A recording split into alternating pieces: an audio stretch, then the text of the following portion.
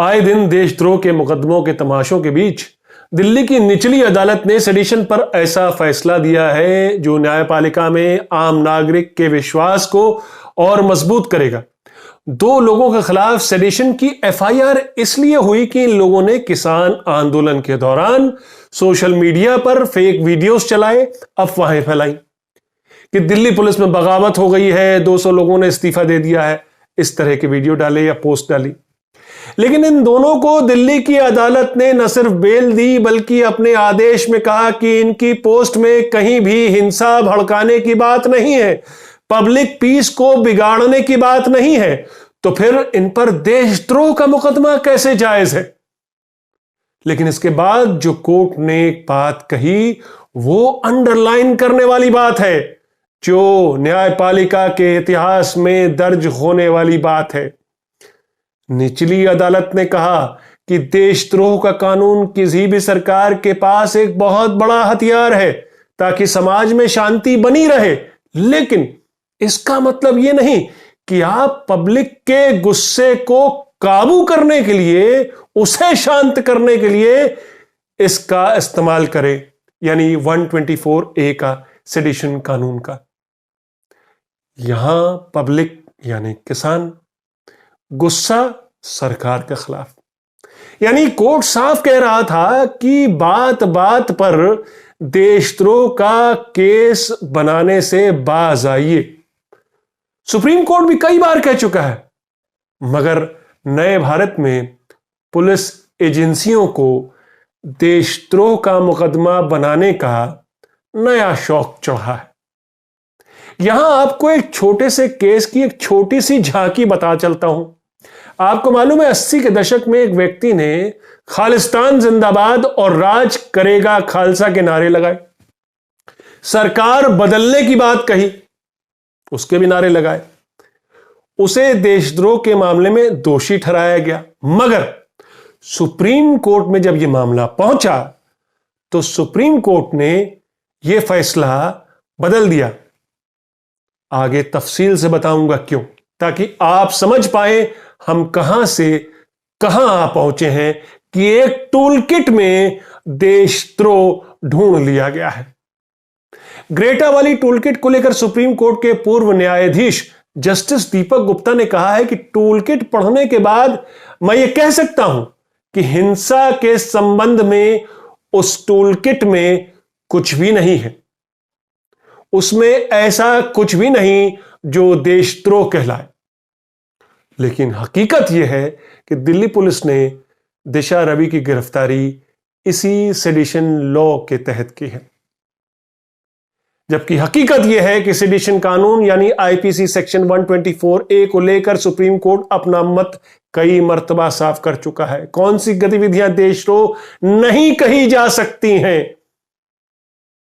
लेकिन आए दिन सरकार विरोध के स्वर को कुचलने के लिए इस कानून का दुरुपयोग क्यों कर रही, जैसा कि दिशा रवि के केस में से भी साफ लग रहा। लेकिन इससे पहले आज जरा तफसील से यह भी जान लेते हैं कि आखिर उस टूल किट में ऐसा क्या था कि सरकार को उसमें बगावत की बू मिली, देश के खिलाफ साजिश दिखी, या सरकार के खिलाफ हिंसा भड़काने, उसके खिलाफ डिसअफेक्शन पैदा करने की कोशिश की जा रही है। टूल किट में सरकार को वो भी दिख गया। दिल्ली पुलिस तो कह रही कि 26 जनवरी को जो हिंसा हुई इसी टूल किट के एक्शन प्लान का नतीजा थी, जबकि टूल किट में न तो हिंसा और ना ही लाल किले का जिक्र तक है। लेकिन पुलिस उस टूल किट के पीछे पड़ गई है जो ग्रेटा ने जारी करके डिलीट कर दी थी। नमस्कार, मैं हूं आपका न्यूज़बाज प्रभात शुंगलू। मेरा आज का सवाल, क्या सरकार सेडिशन लॉ का बेजा इस्तेमाल कर रही है?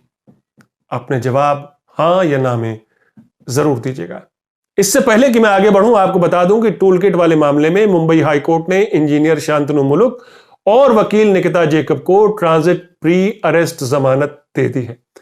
इन दोनों पर भी दिल्ली पुलिस ने नॉन बेलेबल वारंट जारी किया था। तो आज बात किसान आंदोलन की होगी, टूल किट, देशद्रोह और इसको लेकर सुप्रीम कोर्ट के पुराने जजमेंट पर भी बात होगी।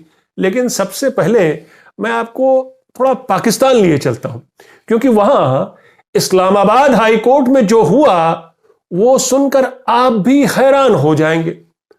तो हुआ यूं कि पाकिस्तान की विपक्षी पार्टियों के कुछ कार्यकर्ताओं को देशद्रोह के मामले में गिरफ्तार कर लिया गया। वहां भी सेक्शन 124A के तहत ही सेडिशन कानून है, वही कानून जो अंग्रेज बनाकर चले गए, मगर भारत और पाकिस्तान में वो जालिम कानून आज भी जारी। हालांकि जब तक मामला इस्लामाबाद हाई कोर्ट पहुंचता तब तक पाकिस्तानी हुकूमत ने इन 23 कार्यकर्ताओं को, पॉलिटिकल कार्यकर्ताओं के खिलाफ जो सेडिशन मामला दर्ज किया था वो मामला गिरा दिया था, जब तक ये मामला इस्लामाबाद हाई कोर्ट पहुंचा। मगर चीफ जस्टिस अतहर मिनल्ला फिर भी आग बबूला हो उठे। एक लोकतांत्रिक सरकार से उम्मीद नहीं की जा सकती कि वो अभिव्यक्ति की आजादी पर पाबंदी लगाए, ये बोले chief justice Islamabad high court के अतहर साहब। और बोले कि सबकी संवैधानिक अधिकारों की रक्षा की जाएगी, ये पाकिस्तान है, इंडिया नहीं। ये शब्द थे इस्लामाबाद हाई कोर्ट के चीफ जस्टिस साहब के। ये पाकिस्तान है, हिंदुस्तान नहीं। देखिए क्या हाल बना लिया है हमने अपना। जिस देश में लोकतंत्र से ज्यादा तानाशाही का परचम लहराया वो पाकिस्तान आज भारत जैसे बड़े लोकतंत्र को नागरिकों के संवैधानिक अधिकारों की सुरक्षा कैसे की जाए इसका पाठ पढ़ा रहा है। सब समय का फेर है और क्या कहें। अब तो सब कुछ मुमकिन सा लगता है। क्या हम वाकई बदल रहे हैं? टूलकिट शब्द के बारे में देशद्रोह जैसा भ्रम फैलाया जा रहा, मानो टूलकिट कोई ऐसा हिंसा फैलाने वाला औजार का किट है जिससे तबाही मचाई जाती है, तख्ते पलट कर दिए जाते हैं, सरकारों के खिलाफ हिंसात्मक विद्रोह किए जाते हैं। लेकिन टूलकिट ऐसा कुछ नहीं होता। टूलकिट महज एक दस्तावेज है जो किसी एक मुद्दे को समझाता है। यह टूलकिट अमेरिका में ब्लैक लाइव्स मैटर के मुद्दे में भी इस्तेमाल होता है। अमेरिका में एंटी लॉकडाउन प्रोटेस्ट के दौरान भी ऐसे ही टूलकिट बनाए जाते हैं, या क्लाइमेट स्ट्राइक या ऑक्यूपाई वॉल स्ट्रीट आंदोलन के दौरान भी ऐसे टूलकिट जारी किए जाते हैं। ये टूलकिट बस एक्शन पॉइंट बताते हैं कि आपको शांतिपूर्ण तरीके से अपना विरोध, किसी भी मुद्दे पर अपना विरोध कैसे दर्ज करना है। एक तरह के लोगों का समर्थन जुटाने के लिए उस मुद्दे पर यह टूलकिट जारी किए जाते हैं। इस टूलकिट के जरिए नागरिकों को उस मुद्दे पर एजुकेट किया जाता है और बताया जाता है कि उन्हें इस पर समर्थन जुटाने के लिए क्या क्या करना चाहिए। यह सब लोकतांत्रिक प्रक्रिया का हिस्सा है और शांतिपूर्ण प्रोटेस्ट की ही वकालत करता है। ग्रेटा का टूलकिट भी किसी प्रकार की कोई हिंसा की बात नहीं करता। जैसा कि मैंने आपको बताया कि मैंने वो टूलकिट पढ़ा है, आपने भी पढ़ा होगा, जैसा कि सुप्रीम कोर्ट के पूर्व न्यायाधीश जस्टिस दीपक गुप्ता ने भी पढ़ा। तो अब आते हैं ग्रेटा वाले उस टूलकिट की बात करते हैं जिसको लेकर 21 साल की क्लाइमेट एक्टिविस्ट दिशा रवि को गिरफ्तार किया गया। उस पर देशद्रोह का मुकदमा बनाया गया। दिशा फ्राइडेज फॉर फ्यूचर का इंडिया चैप्टर भी चलाती हैं, जो पर्यावरण को लेकर स्कूली बच्चों का संगठन था है, जो कि उन्होंने बहुत पहले यहां पर बनाया और उसके तहत काम कर रही थी। आपने किसान आंदोलन को लेकर ग्रेटा थुनबर्ग की वो जो 3 फरवरी वाली ट्वीट और वो जो ट्वीट में उन्होंने टूलकिट भी जारी किया था वो पढ़ा ही होगा, मैंने भी पढ़ा है। तो पहले जान लेते हैं टूलकिट की वो खास बातें। पहली बात, उस टूलकिट में क्या कही गई है जिसको लेकर इतना हंगामा मचाया जा रहा है, सेडिशन के मुकदमे ठोके जा रहे हैं। तो पहली बात क्या है, 3 पन्ने की इस टूलकिट में सबसे पहले तो यह बताया गया कि ये एक दस्तावेज है जो किसान आंदोलन के बारे में उन लोगों को एजुकेट करता है जो इस मुद्दे से वाकिफ नहीं है, ताकि आप भी जान जाएं क्यों ये प्रोटेस्ट हो रहे हैं, क्या है मुद्दा। दूसरी बात, इस टूल किट में भारत में किसानों की हालत पर एक छोटा सा एक ब्रीफ नोट है कि कैसे 86% किसान वो हैं भारत में जिनके पास 2 हेक्टेयर या उससे कम जमीन है, जिनका ऐतिहासिक रूप से शोषण किया जा रहा है। उदारीकरण और भूमंडलीकरण से इनका नुकसान हुआ इन किसानों का, जबकि ये किसान हमारे देश की अर्थव्यवस्था की रीढ़ है। ये है टूल किट में। इसमें भारत में कर्ज में डूबे किसानों की आत्महत्याओं का भी जिक्र है। तीसरी बात, इस टूल किट में पूरे विश्व में जिस तरह से कृषि क्षेत्र का निजीकरण किया गया उससे जुड़ी समस्याओं के बारे में बताया गया है। बताया गया कि जब कृषि क्षेत्र में भारत को सेल्फ रिलायंट बनना है तो कैसे किसानों और कृषि को बड़े कॉरपोरेट के कंट्रोल के मातहत झोंका जा रहा है, जिनका इकलौता मकसद है मुनाफा कमाना इन कॉरपोरेट्स का। चौथी बात, टूल किट में लोगों को किसान आंदोलन से जुड़ने के सुझावों के बारे में बताया गया है। अब आजकल सोशल मीडिया का जमाना है, तो इस टूल किट में सोशल मीडिया पर आप इसका प्रचार कैसे कर सकते हैं वो समझाया गया, बताया गया है कि सोशल मीडिया पर आप #farmers protest, #stand with farmers ये लिखते हुए किसानों के समर्थन में ट्वीट कर सकते हैं। सोशल मीडिया के जरिए ही आप लाखों करोड़ों लोगों तक पहुंचते हैं और अपने फेवर समर्थन जुटाते हैं। याद है आपको वो #मैं भी चौकीदार, #मोदी है तो मुमकिन है। अगर ये दोनों हैशटैग देश प्रेम से लबरेज हैं तो #स्टैंड विथ फार्मर्स या #farmers protest कैसे देशद्रोह हो गया। पांचवी बात, इस टूल किट में किसानों के समर्थन में कुछ ऑनलाइन पिटीशन साइन करने की भी अपील है। इसमें एक पिटीशन तीनों विवादित कृषि कानून को वापस लेने की बात भी करता है। छठी बात, इस टूल किट में 13-14 फरवरी को लोगों से भारतीय दूतावासों, मीडिया संस्थानों और सरकारी दफ्तरों के बाहर प्रदर्शन करने की अपील की गई। इस तरह के धरने प्रदर्शन हम देखते आए हैं कि विपक्ष और विपक्षी पार्टियां, सभी विपक्षी पार्टियां जो सब सत्ता में नहीं होती वो करती रहती हैं।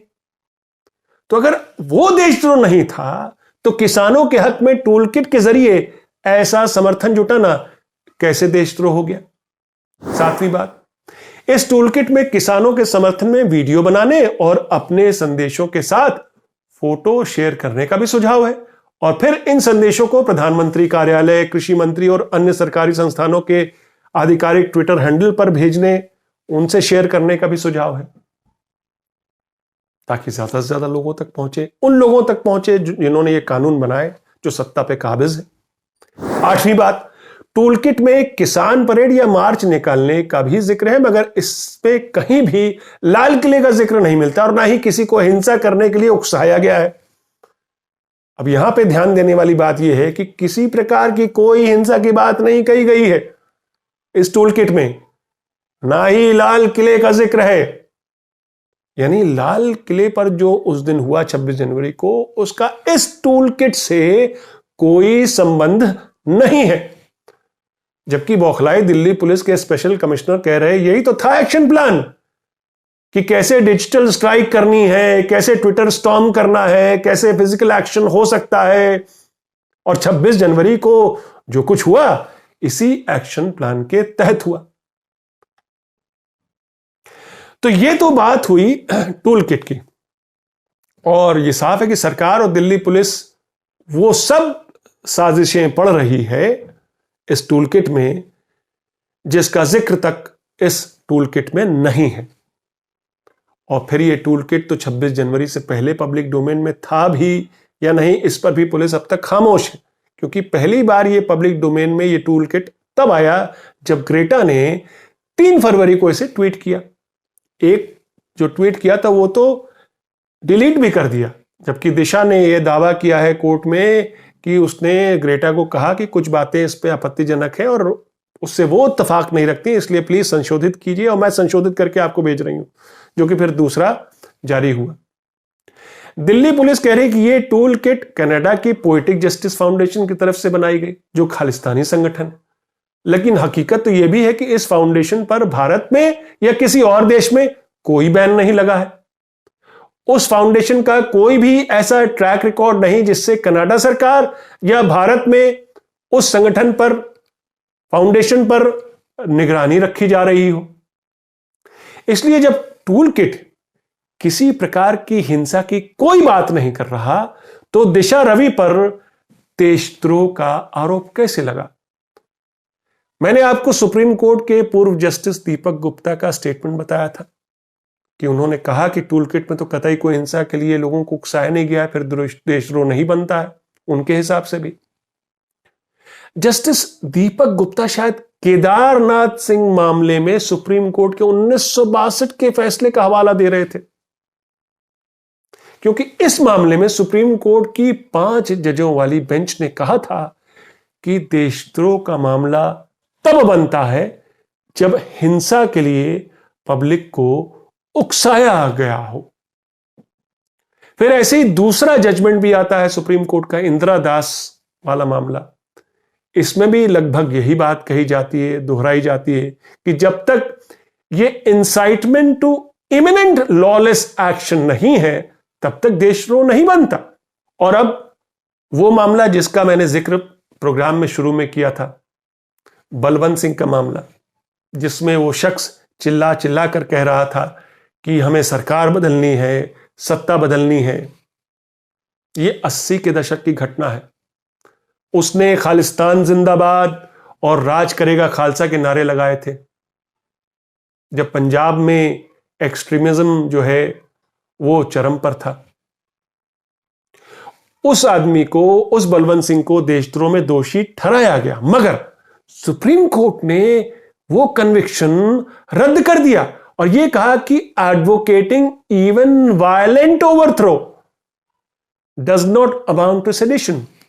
अगर हिंसात्मक तरीके से, रास्ते से भी सत्ता बदलने की बात कही जा रही है, तब भी यह देशद्रोह नहीं माना जाएगा। अब बताइए, यह फैसला भी हमारे सामने है, उसके बावजूद दिशा रवि पर देशद्रोह का मुकदमा। उसी तरह छत्तीसगढ़ के डॉक्टर विनायक सेन को निचली अदालत ने देशद्रोह का दोषी ठहराया था।